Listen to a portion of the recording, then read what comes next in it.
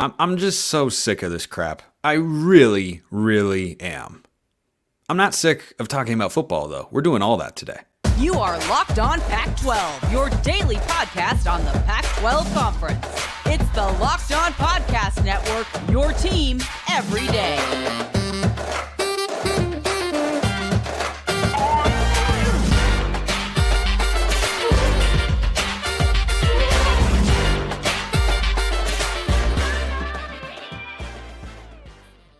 Welcome, everybody, to another episode of Locked On Pac-12. I'm your host, Spencer McLaughlin. Thank you so much for making this your first listen or your first view of the day. Part of the Locked On Podcast Network, your team every day, and your number one source to stay up to date with our media rights and soon to be mostly team-free, but until then, beloved and loaded Conference of Champions. Like, comment, subscribe, rate, review, please, and thank you wherever you listen to or watch the show. We just hit over 4,500 on the YouTube channel. Thank you very much. Thousands more on podcasts. Appreciate all of you. Here's what I don't appreciate.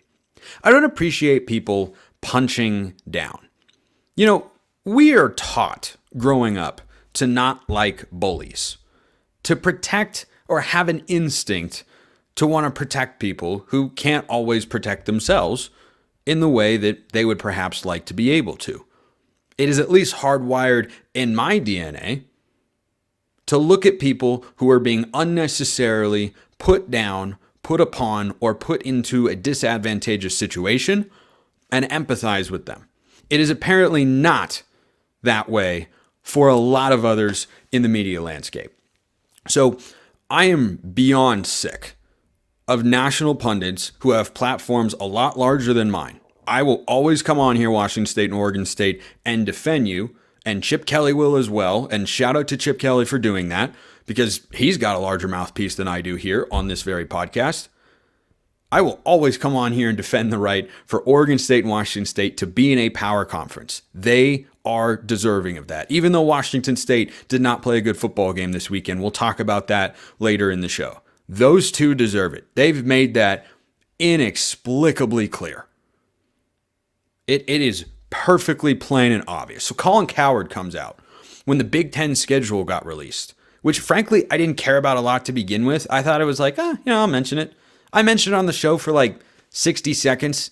He's doing a whole 5-minute segment on it. This is great. Look at these big matchups. This is awesome. Look, Oregon's going to play Penn State. I'm a Duck fan. I don't give a rip about Penn State. There's no history or tradition there. It's going to feel like a bowl game in the middle of the season. Sure, it'll be a cool spectacle. Oregon uniforms at a whiteout at Penn State if that happens. Yeah, it'd be awesome. Guess what?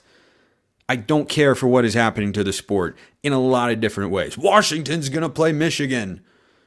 Okay? And so what? Big brands have played in bowl games and in the college football playoff going forward all the time. I'm not going to sit here and tell you college football. Here's the only thing Cowherd was right on. College football has a scheduling problem. I have been on that train since I started hosting this show. And I held that opinion from literally the moment I got out of college and as a broadcaster had shows where I aired opinions for people to listen to. I have always been on that train. It is the biggest issue in college football. It has a scheduling problem. No arguments here. The solution is not to just blow everything up. That is not the best solution to that particular problem. It's not the only one. It's not the best one. In fact, it's the worst one. I just cannot get behind people, and I don't understand people who just want to blow everything up, right? They just want to go. When Major League Baseball and the Players Union have disagreements, and Major League Baseball comes to the table with what are deemed to be unreasonable terms or unreasonable requests, does anyone ever suggest, hey, players, you know what? Just go start your own league. Just forget Major League Baseball. Just go play elsewhere. Nobody does that, but in select instances, we decide to, right? The PGA Tour is flawed. Oh, live golf. This is a great idea. No, it's not. It's not. It is not the best thing for consumers. It's not the best thing for fans. It is absolutely not. And I cannot stand people who lose sight of who makes sports great and what makes sports great. And so Cowherd comes on and takes a shot at Oregon State saying, well, USC isn't going to have that regional game with Oregon State. Oh, bummer. Yeah, it is a bummer. You bum. Are you kidding me? This is a problem. casual people who don't actually care about the sport. Colin Cowherd does not care about college football. He can claim to care about it. He doesn't care about it. He cares about it when, a certain brand or two is involved. But every week, Joel Klatt goes on his show on Wednesday and absolutely rips his takes to shreds. Colin is, having fun with it and being not entirely serious, because guess what? He can't be serious about his college football takes. He doesn't follow the sport. He doesn't know the sport. He doesn't love the sport.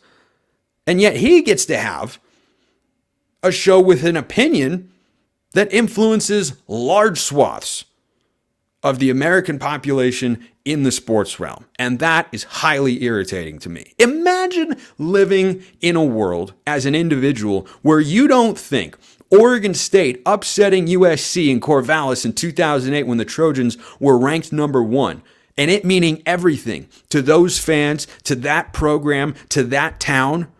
Imagine thinking we should just get rid of that so that we can have some television ratings. Spoken like a true guy who works for a company that is about to benefit financially from all this realignment crap. It was such a corporate mouthpiece, absolutely garbage take. And he's taken a shot at Oregon State and Washington State. I'm sorry, hold on. Colin Cowherd is the best in the world, and I have listened to him for a very long time. He is the best in the world at what he does. Absolutely. I think he is the best. I'm still going to listen to his show for his NFL and NBA takes. But when it comes to college football and Major League Baseball, for that matter, Cowherd should just, why don't you park your takes in the parking lot and let people who actually cover the sport opine on such matters, like Joel Klatt, like Josh Payton. I don't even agree with Klatt all the time. Klatt is at least making arguments and is actually, frustrated at the demise of the Pac-12. Cowherd will pretend to be upset. But like earlier this year, he said, "Oh, it's sad the Pac-12 is breaking up." Oh yeah, you look heartbroken. All he is a casual USC homer because he's in Los Angeles and they're a big brand, who then comes on and makes an opinion that people interpret as serious. It's an incredibly unserious take, and you should not be opining on a sport of which you know so little. I cannot ever get behind that. It drives me insane. It drives me insane. And what did Oregon State and Washington State do wrong again? How are they deserving? Shout out to Big Noon Kickoff, by the way, who flew Old Crimson on their show and said, "You're welcome here anytime." Fantastic. Good for you guys. Good for Matt Leinart and everybody else that's a part of Big Noon Kickoff. But everyone just feels the need to come out and attack Oregon State and attack Washington State. I'm sorry. When a bully takes a kid's lunch money and pushes them to the ground, do you walk over and give them a little kick in the ribs too? What did they do wrong? They didn't do anything wrong. These are factors beyond their control.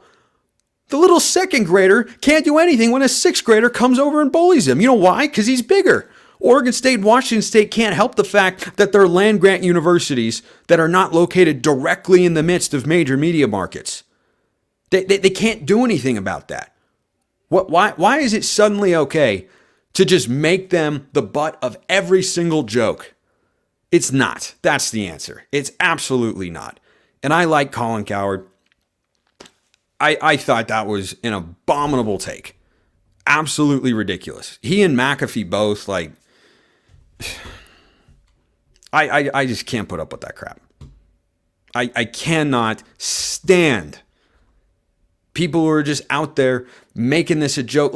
So many people who have done so many things right for a long time at each of these universities are materially impacted by these decisions in a negative way. And all anybody wants to do is put them down and make jokes about them. Not on this program.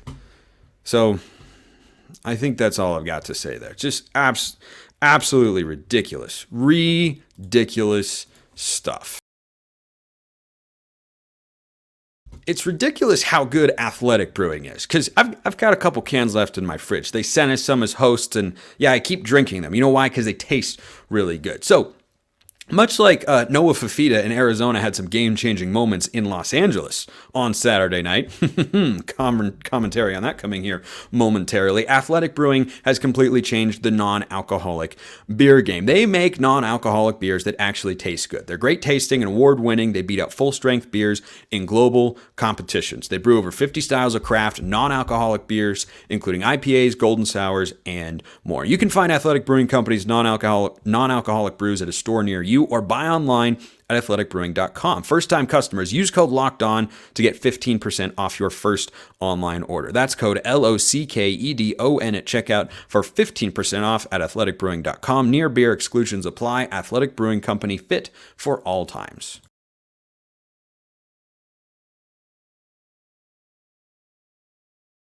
All right, let's talk about football. It was quite the week 6, wasn't it?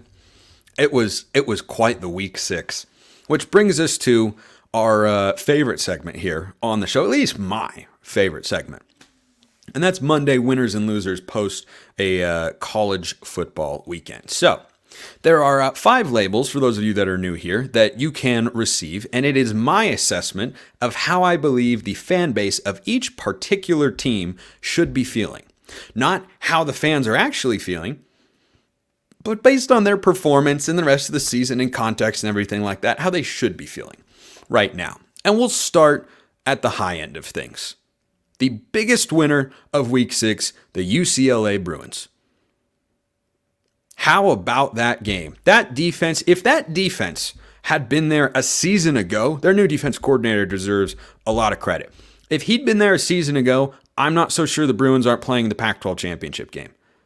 They certainly would not have lost to Arizona, and I don't think they would have lost to USC either. They probably still lose to Oregon on the road, but they beat Utah on the end of the regular season 9-3. I'm not so certain they wouldn't have gone 11-1. That UCLA defense has taken a massive step forward. And I talked going into the game about their front four because I've watched them all year, and I think they look fast, physical, and tenacious, and they dominated the game. And they alone. UCLA did enough offensively in this one. They ran the ball well. Carson Steele was really good. They turned over Cam Ward a couple times. They got pressure. The Cougars could not do anything. And the biggest key I talked about going into this game was the line of scrimmage. Well, UCLA dominated that. Now, I had looked at it primarily from the other side of things. The Cougs D-line against the Bruins offensive line. Cougs D-line, I thought, did a pretty good job. They did a pretty good job. They picked off Dante Moore a couple times, took it to the house at the end of the half. The Cougars defense did their job in this game. The offense did not, and that's because UCLA's front four and their front seven writ large were utterly dominant. They were not good. They were not great. They were dominant in this football game. UCLA's back in the top 25, at least I believe they are, and they absolutely should be. And look, here's the thing. The Bruins have one Pac-12 loss to Utah, but just one. And I suspect that by the time the regular season comes to a close, you're going to have an 8-1 team in the Pac-12 title game in league play and a 7-2 team. And we'll sort out the tiebreakers later. So the Bruins avoid their second loss. The Bruins also avoid Oregon and Washington. That's a massive break. And they play Oregon State next. What a game. What a game that will be. UCLA, look, Dante Moore is exactly what I thought he would be. He has been all season long. When he makes a good throw, you go, whoa, whoa, whoa, whoa, whoa, whoa, that guy's good. That was a heck of a throw. And then he throws a pick six inside the 15-yard line. Or he threw interceptions in the end zone earlier this year. Like, that's what a true freshman does. Even one as highly recruited as him, he is going to be really, really good one day. And right now, he's solid. He is solid. He can make good throws. He can make bad decisions as well and gets rattled under pressure. That's part of the learning curve as a true freshman. But UCLA, the big outright winner here in week 6, because they reestablished themselves as a top 25 team. They established themselves as a Pac-12 contender because of their scheduling breaks. They still have a long ways to go, but certainly you have to like what you're seeing from the side of the ball. That has been the biggest weakness time and again with Chip Kelly's teams as the head coach of the Bruins. And this is the best defense UCLA's had. It's not the best offense they've had.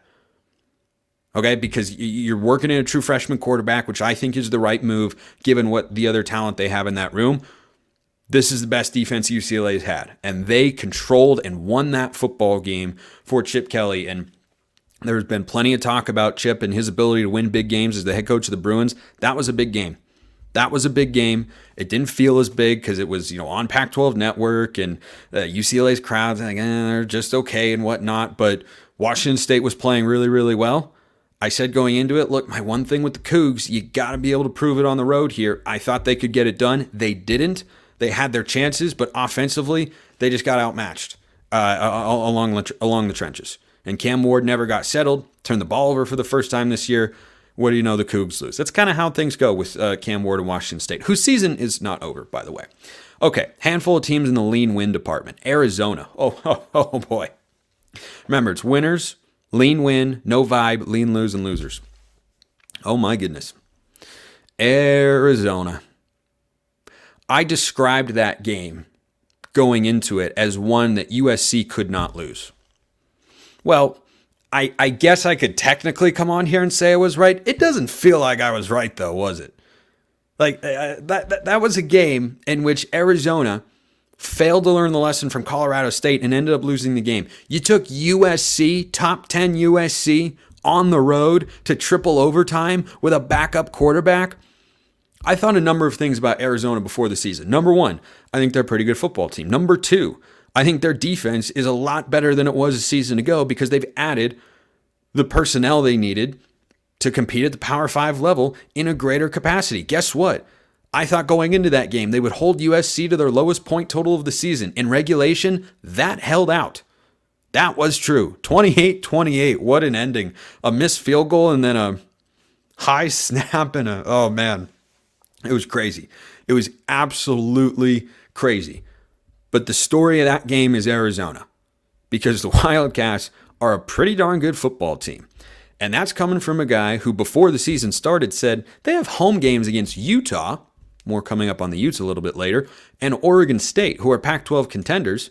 And my preseason schedule predictions had them winning both of those games because they were at home. How crazy does that look right now? They almost beat USC on the road. Could they beat Utah or Oregon State at home? Yeah, seems kind of possible. Arizona, good week for the Cats.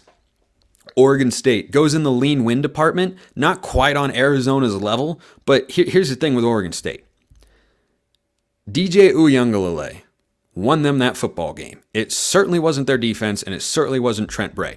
Everything doesn't feel great for Oregon State at the moment. Like it's not always where you would like it to be, but DJ Uiagalelei lived up to the hype in that game. After 3 straight weeks of really not playing very well, he went on the road against a Cal team that got torched by Washington, but otherwise has played good defense this year, and he had his best game as a Beaver. And that right there, that game, and why I put this in the lean win, is because DJ Uiagalelei proved that bringing him in was worth it. If Ben Gulbranson is in, Oregon State is losing that football game. They are losing the football game. But DJ was there making big-time throws. He was accurate throwing it down the field. He protected the football, and Oregon State put up a bunch of points. And also helped my Pac-12 Prime picks come out 2-2 from the weekend. But Oregon State, a lean win there because they proved that bringing in DJU, look, he's not perfect, but he is certainly better than what they had a season ago. And when your defense and run game can't carry you, you got to have the quarterback be able to step up, and he did that. Anthony Gould, what a football game. My goodness. The Bears did not play particularly well. Real quick, the final lean win before I continue along. There are 2, actually. Stanford gets a lean win because you know what? They didn't lose. Anybody who takes that seriously is taking life a little bit too seriously. Colorado was a lean win for me. Colorado is a lean win for me right now. Why? Well, because they went on the road and they won a football game, and Colorado not going to have that many chances to win a football game this year, but also not going to have as few chances as Arizona State, who I'll get to later in the show. You'll always have a chance to keep your ride or die alive with eBay Motors. Passion, drive, and patience, what brings home the winning trophy, is also what keeps your ride or die alive. eBay Motors has everything you need to maintain your vehicle and level it up to peak performance. From superchargers, roof racks, exhaust kits, LED headlights, and more. Whether you're into speed, power, or style, eBay Motors has got you covered. With over 122 million parts for your number one ride or die, you'll always find exactly what you're looking for. And with eBay Guaranteed Fit, your part is guaranteed to fit your ride every time or your money back. With eBay Motors, you're burning rubber, not cash. With all the parts you need, the prices you want, it's easy to turn your car into the MVP and bring home that win. Keep your ride or die alive at ebaymotors.com. eBay Guaranteed Fit, only available to U.S. customers. Eligible items only. Exclusions apply. Colorado is a lean win for me. Now, I have to say, I'm not very happy with you Buffs fans. Well, not Buffs fans, Buffs team. I'm not particularly happy with the Buffs team. I can still assess them objectively and say this is a lean win. Why am I not happy with them? Because I had them in my Pac-12 Prime Picks as my favorite pick of the week. They led by 7. I needed them to cover 4.5 with 3 minutes to go, and the football couldn't pick up enough first downs, and then Arizona State goes on like a 90-plus yard scoring drive to tie things up. The Buffs, with another clutch performance from Shedeur Sanders, go down the field, kick a game-winning field goal. I was that close. To, in a week that only featured 4 games, getting back over 500 on the season. Instead, I'm 1 game under. You're killing me, Colorado. You're killing me. But not killing your chances to make a bowl game. Colorado has now surpassed their win total for the year. That's a victory for sure. They're 4-2 on the season. Proved that they can go on the road and win, and also once again showed they can win in more than one way. It doesn't have to always be a shootout. The offense didn't play quite as well as I thought. 27-24 the final score. I thought it'd be 34-24. Wasn't that far off. Had Arizona State score nailed perfectly, and that's some solid defense from the Buffs. Is Arizona State a great offense? No. But you know what you should do against against an offense that isn't very good? Hold them under 27 points. 27 should be enough to win the game, and it was. So Colorado, again, late in the game, was able to execute, got it done, and did I think they'd cover? Sure. I did. But Colorado, at the end of the day, wins that football game and puts themselves in a great position to make a bowl game in 2023, which would be a really successful season for Coach Prime and the Buffs. No vibe this week for Oregon and Washington. They're on a bye. If anything, it's maybe a lean win because the hype machine for that game is going to be outstandingly large. It's going to be very big. Very, very big. But no vibe this week for Oregon and Washington, who go into Week 7 college game day showdown, as they should be, undefeated. It's quite the script, isn't it? The border war, Bo Nix, Michael Penix, Oregon, Washington, coming off a bye. Yeah, it's going to be fantastic. Okay, lean lose. Let's start with Arizona State. Had a chance to win the football game. This is not a terrible lean lose. It's just Arizona State isn't going to have a lot of chances to win football games this year, and that was one of them. In my expected range of outcomes that I talked about on Thursday's show, and I think I'll keep doing as time goes on, I saw a world in which Arizona State could have won the football game. They were in a position to potentially do so. They just didn't. You didn't take advantage of a weak Buffs defense. Colorado got the better of you there. Now, the good news for ASU is I liked that Brian Ward hires, their defense coordinator this offseason. Boy, that guy's good. That guy's really, really good. ASU plays some real nice defense, and that can help keep you in games this year. Their schedule is just, it's hard to find a lot of wins when you can't move the ball consistently. And if you can't move it consistently on Colorado, which they were not able to do, like 17 points with less than 2 minutes to go in the fourth quarter. Colorado's among the worst defenses you're going to play this year. So it's only going to get a lot tougher. And unfortunately for ASU fans, 1-11 does not feel out of the realm of possibility. I frankly, at this point, I had them 3-9 before the season started. If they got there, I'd call that a win. I don't know if they can get there. So ASU a lean lose. The California Golden Bears. The California Golden Bears, who have no idea what's happening at quarterback. Is Mendoza suddenly the guy? Heck, he might be. But then again, Oregon State's defense on the road apparently just goes to sleep. Like I don't understand the gap. Like Oregon State goes from dominant defense at home to horrendous defense on the road. I understand there being a gap, but you go from like one end of the spectrum to the complete and polar opposite end of the spectrum. And Cal's offense took advantage of that. That's a good thing. Oregon State puts up a 50 burger on you. I mean, Cal. My beloved California Golden Bears, you could say. Some would say. I wouldn't. Well, maybe I would. Look, I told you to hammer the over 4.5 when the season started. This was a chance for Cal to win. Oregon State is not the most dominant team physically they'll play this season compared to a Washington, for instance, or maybe an Oregon, or I don't know about USC, but they came in and put up 52 points on your home field. Look, it's one thing to lose the football game and not cover 9.5, which I didn't think they would. That line came cratering down to 7.5, and I was like, I don't know, I got it 9.5. We'll see. Yeah, Oregon State was able to, the over-under in this game was like 51.5, and Oregon State scored 52 points. That's a poor defensive effort. That is a poor defensive effort from the Bears. They could have won the football game. When you score 40 points in a game and lose, I can't put you in the no vibe category. I'm sorry. That's a lean lose through and through. Unless you're Arizona. That's different because, that's also an overtime. Like this is regulation. 40 points in overtime is a little bit different. So, Noah Fafita, man, did he have one heck of a football game. All right, wrapping up with these two, Washington State and the lean lose. Okay, here's the good news, Coug fans. Season is not over. Goals can still be obtained. Schedule is still favorable. Here's the downside. First big game you played, or the best team you've played away from Martin Stadium, because they've still got 2 top 20 wins. Oregon State, good team. Wisconsin, pretty good team. They win at home. They go on the road against UCLA and a true freshman quarterback and a great defense, and that was a dud. That was an offensive dud. Defense played well enough to win the game. I had the final score, Washington State 30, UCLA 23. UCLA puts up 25 points. If you told me that before the game, I'd say, Washington State should be able to win. Yeah, they weren't. It was the turnover-ridden Cam Ward. The offensive line was outmatched, which was my biggest concern with the Cougs. And they go on the road. They're not able to run the football. They get reliant on Cam Ward, and he was rattled because of Laiatu Latu and the Murphy brothers. Like, those are some dudes to get after the quarterback with. UCLA's got players in the front four, really, really good ones. And they completely overwhelmed and just mauled the Washington State offensive line. Cam Ward never got settled. Like, it was a bad offensive day for Washington State.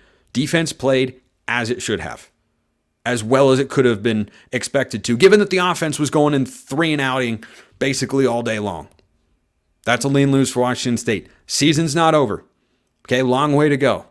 Scheduling breaks still to be enjoyed. But that's a tough one to see. That is a tough one to see if you're a Washington State fan. And finally, in the lean lose department this week, here's one out of left field. Utah. Spencer, Utah didn't play. Why are they in the lean lose department? Well, what have I been saying about Utah for the last couple weeks? Hey, I know they're winning these football games, and that's great, and they have a great defense, and Whittingham's a really good coach, but if they're going to win the Pac-12 again, they need Cam Rising. Well, Cam Rising came out on the radio recently and basically said, yeah, everybody said I tore my ACL. That's not true. And then listed like 2 other parts of his knee that he destroyed and had the same, or that he injured. Obviously, he didn't destroy it on purpose. That sounded intentional. My bad. But he had the same procedure that Kyler Murray and Hendon Hooker had, who had it a month or 2 before him, and they're not expected to play for several weeks. That is not a good place to be if you're a Utah fan. The Utes this week have got Cal at home. Good thing it's at home, but if Cam Rising doesn't play again, we're going to ask the question again. Is he going to play at all? And if he doesn't, guess what? The Utes are out as a Pac-12 title contender. Period, point blank, end of story. You cannot score enough points. It just is not going to happen with Nate Johnson and Bryson Barnes back there. It won't. So that wasn't great for the Utes. Okay. No vibe on the Pac-12 prime picks, by the way. 2-2. Wazoo plus 3.5. Nope. Colorado minus 4.5. Nope. And I was sitting there going, Is this going to be 0-4? And then Arizona and Oregon State clutched up, -9.5 plus 21.5. So if I'd had a fifth game, who knows how it would have gone? We'll see this week. Question here to wrap up today's show. This from the Camel. Mailbag always open, by the way. YouTube comments or hit me up on Twitter at Smalls_55 or at LO_Pac-12. The Camel asks, would love your take on pro comps for the starters of our quarterback conference. What current pros do you think the Pac quarterbacks project to? Keep up the good work. Appreciate you. I went through and just did the ones who are like actual starters. So, I had Sam Jackson on there, but then he didn't start on Saturday. I would say Sam Jackson is Justin Fields. That's kind of the comp. I'm going to roll through these real quick. If you want a more detailed explanation, by all means, let me know, and I can go in more depth on tomorrow's show. But Patrick Mahomes for Caleb Williams, Michael Penix, Tua. It's not just that they're lefties. They're mobile-ish, but not really, and they kind of have similar throwing motions, and they throw really good deep ball. Bo Nix, Dak Prescott, Cameron Ward, Russell Wilson, Shedeur Sanders, CJ Stroud, Cam Rising, Ryan Tannehill. I like that one a lot. Jaden DeLora. Well, Jaden DeLora's not really starting right now, so I couldn't really get to that. But if I did go with Jaden DeLora, I mean, look, there are a lot of different ones. Let me come back to that in just a sec. Dante Moore, Jimmy Garoppolo. Makes sense the more you think about it. You could also go with Brock Purdy for Dante Moore.